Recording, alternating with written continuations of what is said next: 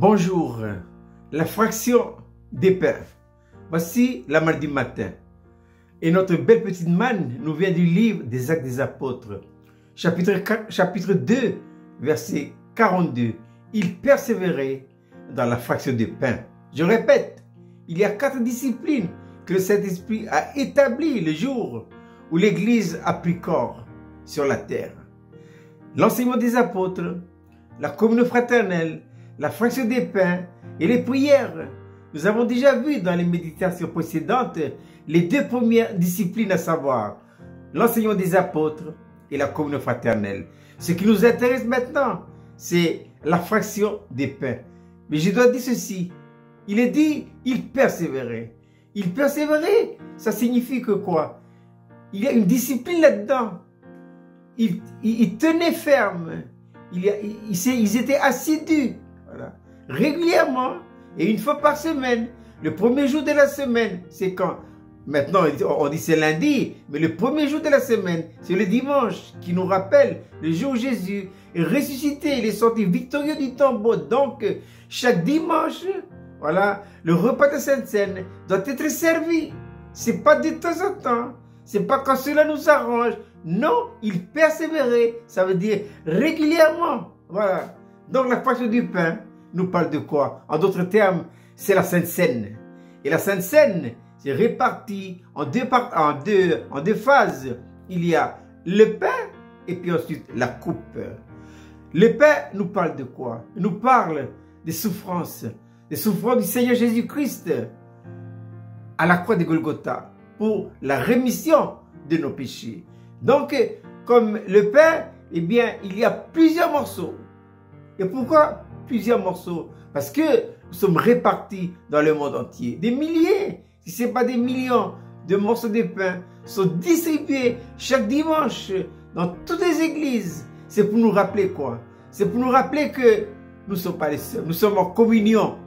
Par les pains répartis dans le monde entier, nous sommes en communion avec les bien-aimés frères et sœurs dans le monde entier.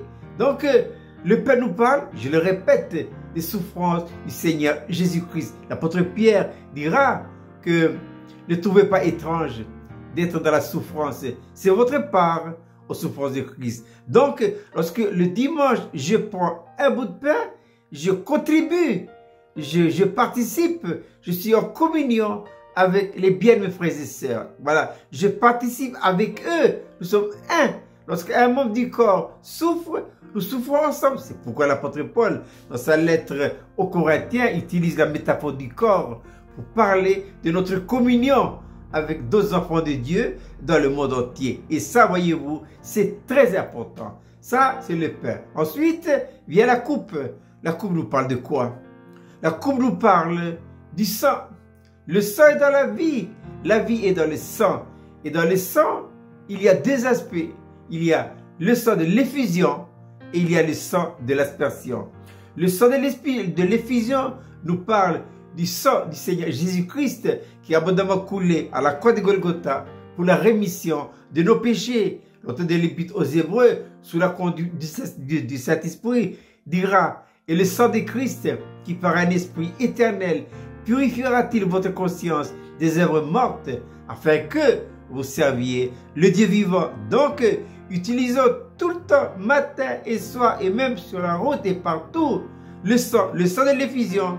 Parce qu'on peut pécher de plusieurs manières, hein, par la vue, par l'ouïe, par l'odorat, et tout.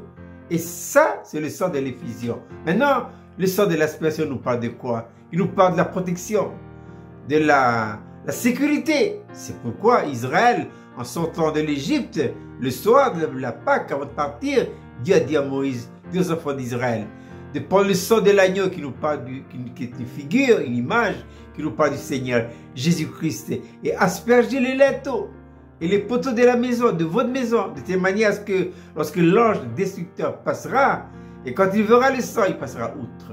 Donc n'oubliez pas de badigeonner les linteaux et les poteaux de la maison, de nos foyers, le matin, le soir, quand on va au travail et tout ça, de telle manière à ce que nous soyons en sécurité. Oui, parce que nous n'avons pas à lutter contre la chair et le sang, mais contre les autorités et les dominations dans les lieux célestes. Alors je répète cette belle petite manne pour ce matin. Acte 2, 42, il persévérait dans la fraction des pains. Je vous souhaite de passer une agréable journée.